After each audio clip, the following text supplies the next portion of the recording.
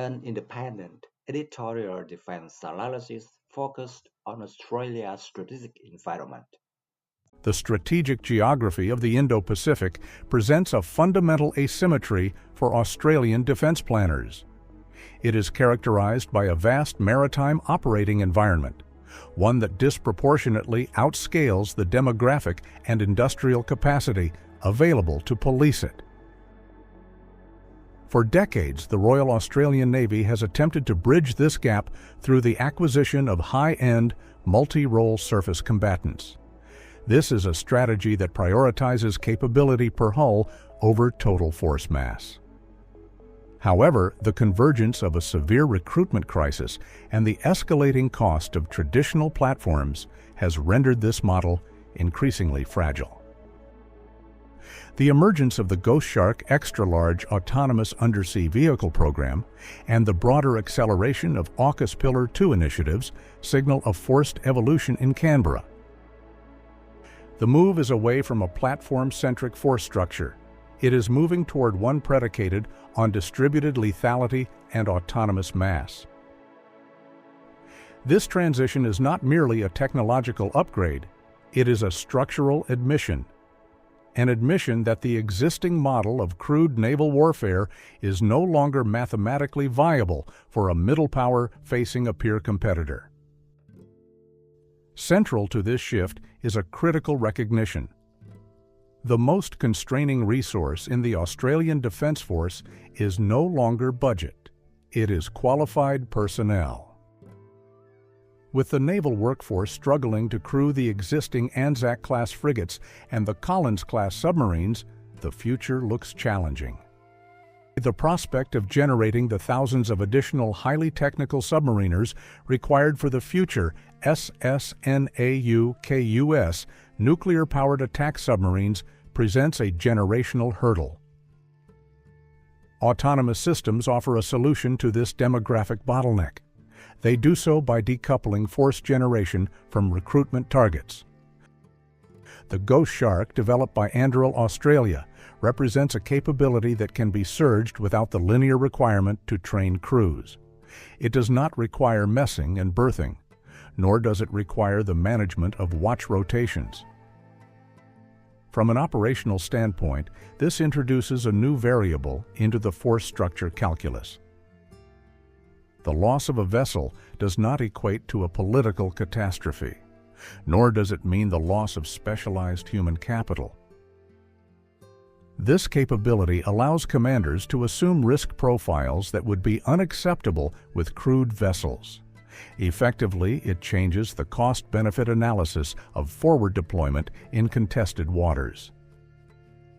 The integration of these systems was highlighted by the recent maritime big play experiments involving Australian, British, and American forces. This suggests that the true value of AUKUS Pillar 2 lies less in the hardware and more in the command and control architecture.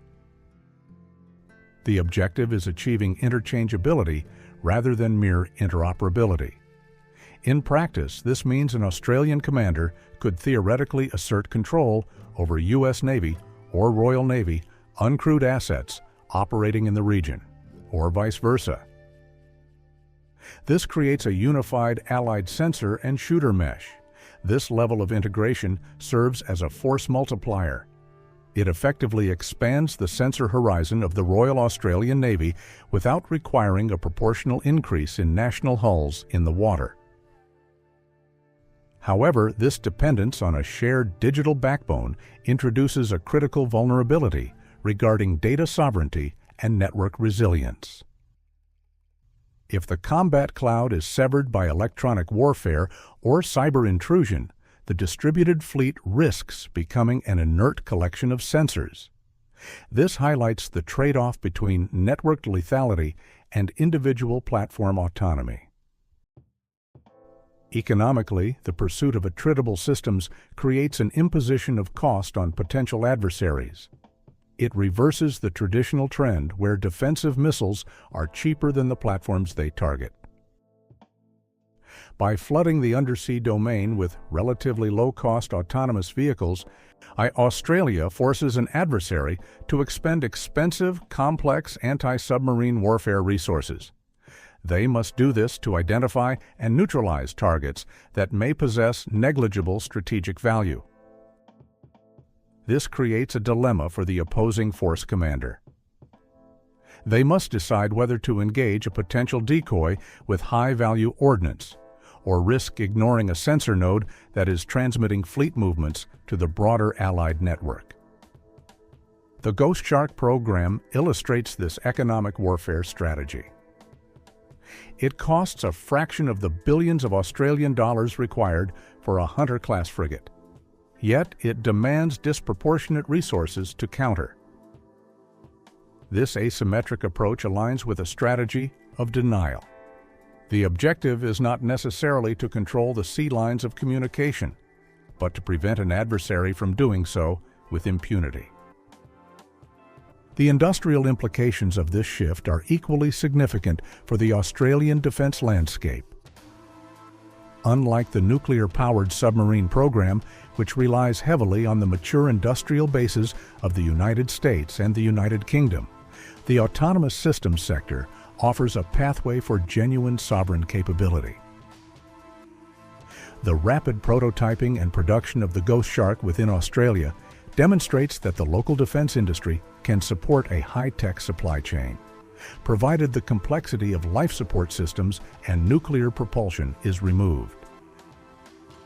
This reduces the exposure to global supply chain disruptions that plague complex shipbuilding programs. However, scaling this from a few prototypes to a fleet of hundreds introduces challenges. Challenges in standardization, in maintenance logistics, and in the sourcing of advanced processors and sensors. These components remain subject to strict export control regimes under the International Traffic in Arms regulations. Operational realities, however, temper the theoretical potential of these robotic swarms. The physics of the underwater environment imposes severe limitations on communication bandwidth and latency. This makes the concept of a centrally directed swarm difficult to execute in real time. Unlike aerial drones, which can be piloted remotely via satellite link, undersea vehicles must possess a high degree of edge processing capability. They must make decisions without human intervention. This necessitates advanced artificial intelligence that can distinguish between biological noise, commercial traffic, and military targets with a near-zero error rate. The reliance on such autonomy raises unresolved questions regarding the kill chain and the rules of engagement. While current doctrine emphasizes a human in the loop for lethal action, the speed of modern naval warfare and the communication constraints of the deep ocean may eventually force a reconsideration. It may force a debate on how much autonomy is granted to lethal systems, a policy debate that is currently lagging behind the technological reality. Furthermore, the introduction of these systems creates a hybrid fleet structure that complicates logistics and sustainment. The Royal Australian Navy must now manage two distinct support streams, one for the nuclear-powered and high-end surface combatants requiring deep maintenance cycles and specialized infrastructure, and another for a dispersed fleet of autonomous vehicles. Vehicles that may require forward deployment from austere locations or support vessels. This bifurcation of the fleet requires a rethink of base infrastructure, fueling, and data processing capabilities. The challenge is not merely acquiring the robots. It is integrating them into a coherent concept of operations where they enhance, rather than distract from, the core mission of the crewed fleet. Ultimately, the move toward autonomous undersea warfare represents a pragmatic adaptation. It is an adaptation to the constraints of a middle power operating in a high-intensity environment. It acknowledges that Australia cannot compete with major power adversaries in terms of hull numbers or raw tonnage. By leveraging the AUKUS partnership to accelerate the adoption of these technologies, Canberra is attempting to substitute mass with data and presence. The success of this strategy depends not on the individual performance of a specific drone, but on the ability of the defense organization to culturally and structurally absorb a new method of warfare, one that prioritizes software over steel and expendability over survivability. The transition to this hybrid force structure is fraught with technical and ethical uncertainties, yet it remains the most viable pathway to maintaining a credible deterrent in a region where the strategic warning time has effectively evaporated.